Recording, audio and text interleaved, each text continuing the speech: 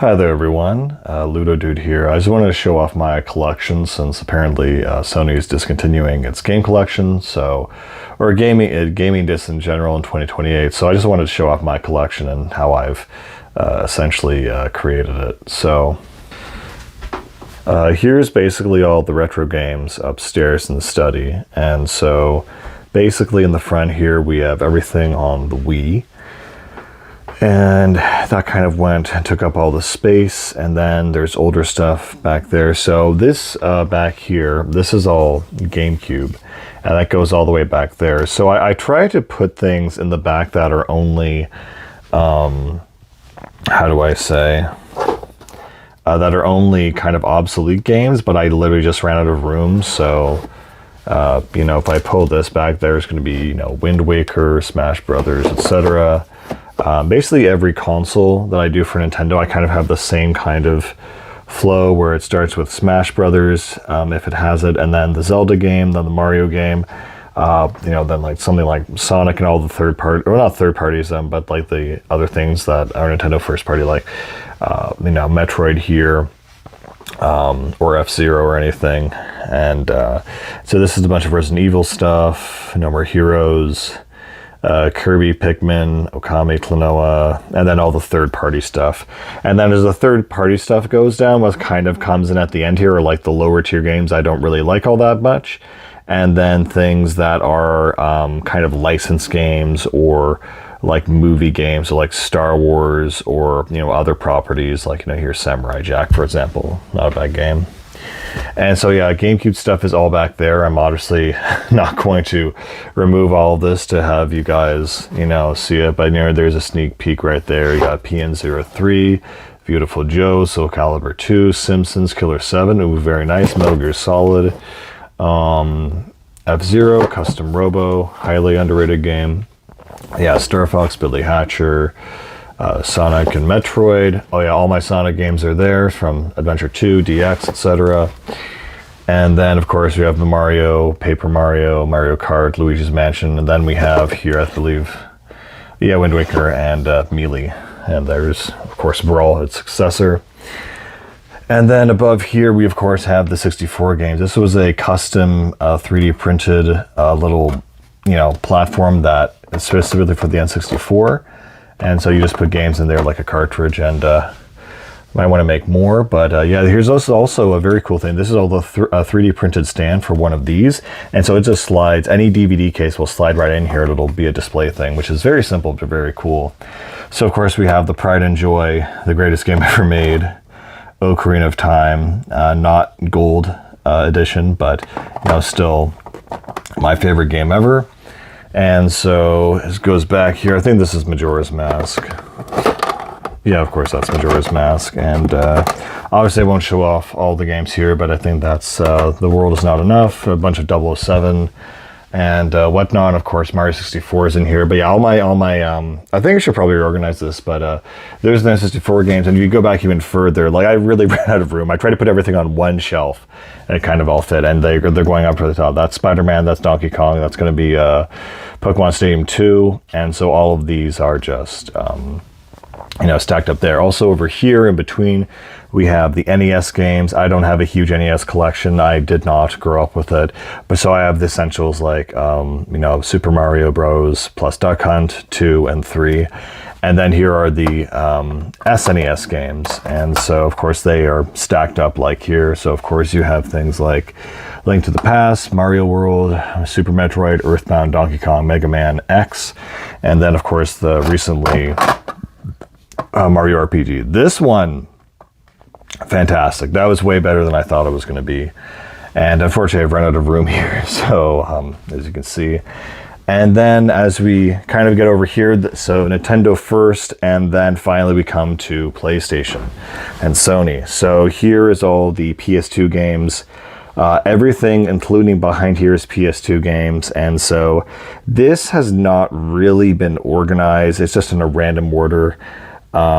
Usually I'd have an idea from Nintendo, but here it's always between PlayStation 1, 2, 3, etc. It's always a very different library. There's very little consistency and very few long-running series. But, you know, sometimes I try to put things together, like Drakengard and Nier, for example. But anyway, you have the best game. Arguably the best game ever made. This is one of the last games I ever played on the PS2, and I have to tell you, this is just ridiculous quality. Also, we have an early launch title. This is Rez, a very, I don't know, maybe rare kind of game. Very abstract. I really like it. And Metal Slug Collection. This was something I was really surprised by, because these were all arcade games, and they were only brought to PlayStation 2 and PlayStation 4 digital only. So this is the only physical copy of Metal Slug that you could actually play as a console owner. So that is weird, I guess. There's a lot of very strange games on the PS2 because it had the largest library, and just in general, just everything was on it. It has the largest library. It ran for the longest, you know, from the early 2000s. It was, you know, the game console. And so what else do we have? We have Magna Carta, Odin Sphere. Yeah, these are things that are like chronologically I've played. We have, you know, so Legacy of Kain games, Ape Escape 2 and 3, love these to death. The Xenosaga series, very cool to own that. You have the Prince of Persia series, the Ace Combat series, the Sly Cooper series, and the Jak and Daxter series. And that's interesting. These are all series trilogies and whatnot. Kind of on the back burner here, usually things that are kind of either out of space or whatever. So you have some GameCube games in here, Ratchet and Clank. I seriously almost hate this game. I don't know why anyone likes it. Mechanically, it's fine, but I really, I really don't like it. We have the Klonoa 2, you know, very important there. Hitman 2. These are actually all good games. Sorry, these ones up here not so much, but there's literally too many good games on the PS2. So maybe if we pull back the Band-Aid here, let's see what we have. Oh, we have, of course. Oh yeah, this is the original collection. I started with quality. So you have Metal Gear Solid, the Silent Hill series, including 4. Do not sleep on 4. It's still one of the last best ones. The Devil May Cry series, some couple Final Fantasies, 10 and 12. Do not play 12.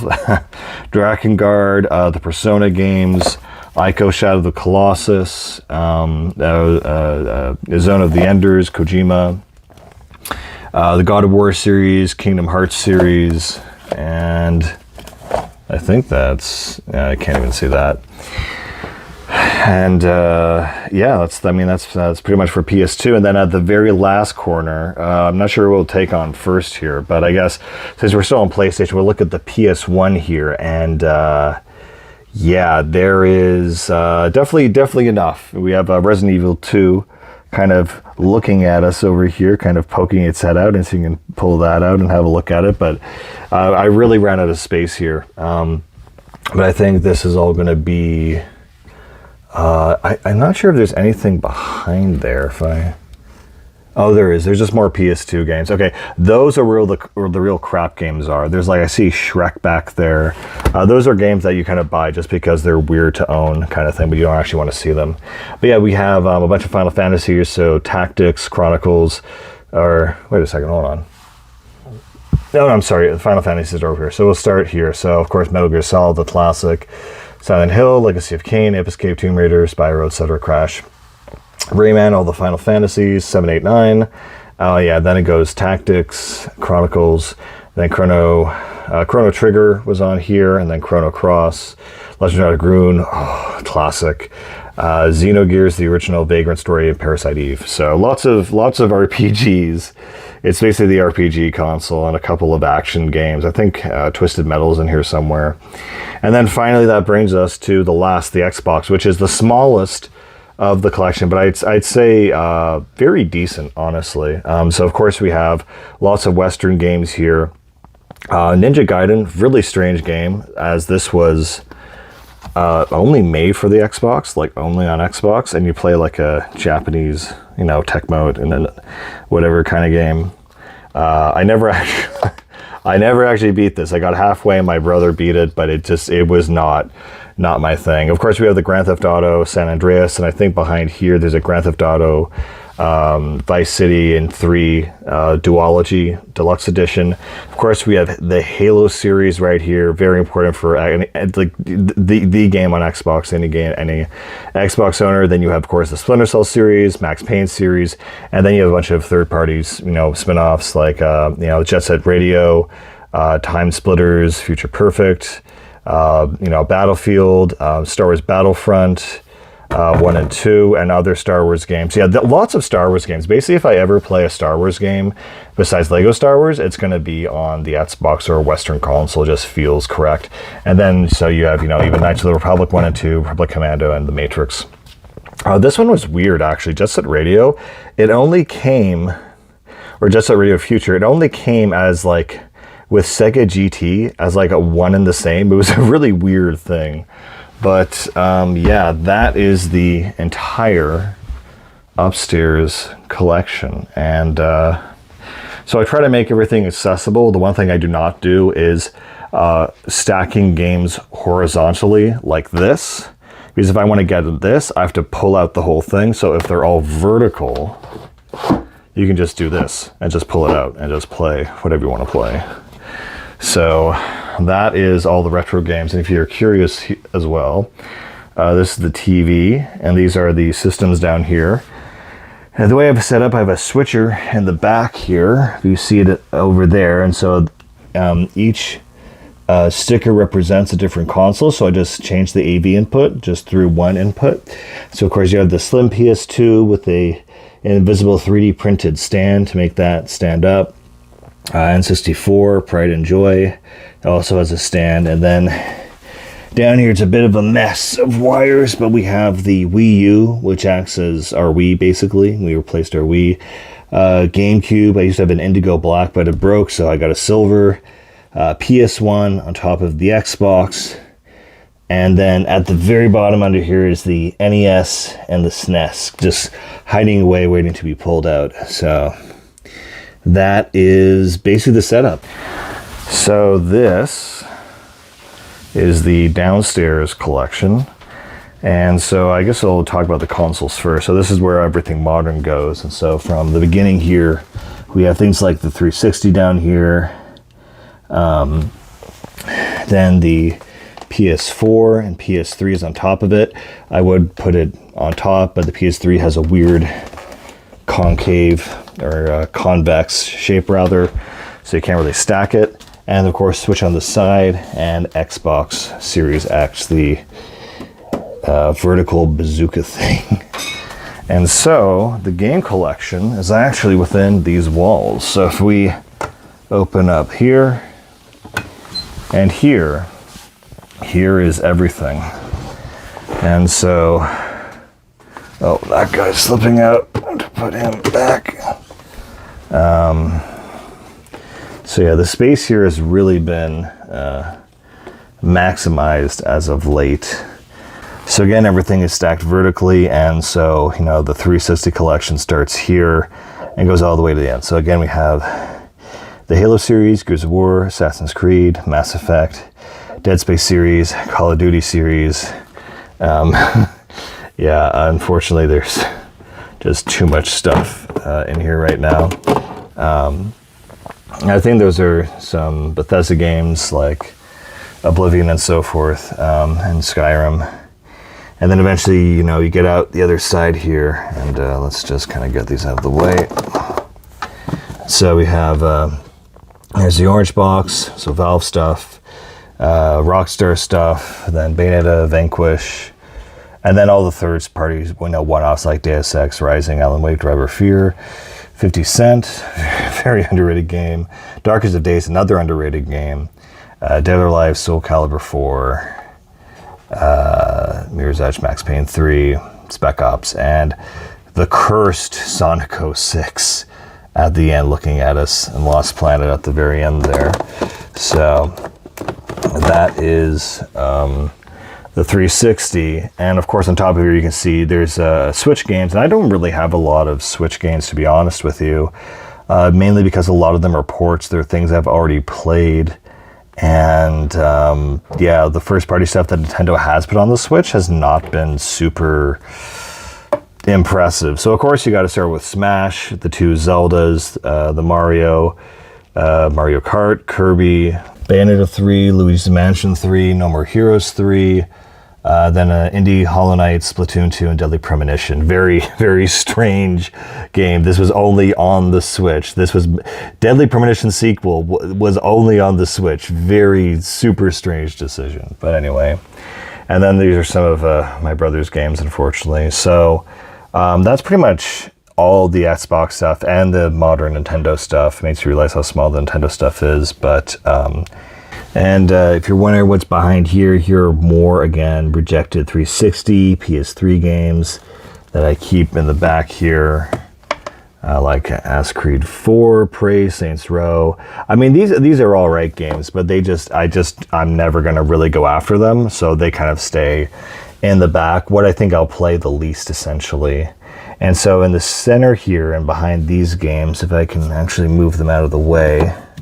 Oh yeah, there's the other Switch games in the back, kind of rejected Switch games. Here are my Xbox One and Series X game. I never had an Xbox One, so I kind of just clumped them together, but all the next-gen Xbox games are back here. So Control, Unravel, Plague Tale, and of course the most promising Xbox games, Tunic. I absolutely loved Tunic when it came out. Absolutely incredible. There's Scorn, the Resident Evil series. I kind of switched Resident Evil over to 360 and Xbox when, when 5 came out, just because that was more of a shooting console. Plus 7 was an first-person shooter, so I just felt like the right move to do. And of course we have Doom over here, which is very important. And then up here, a few more Xbox games. Of course, Halo, MCC, Halo Infinite, Gears, and Battlefield. Not a huge fan of Halo 5, so I never owned that. But yeah. And then, of course, Shining Resonance. This was just a really nice package. Not an amazing game, but this art style and everything just really nice. This is the one thing that I bought just for the hell of it, like a collector's thing. I don't consider myself a collector, but I thought that was nice to own.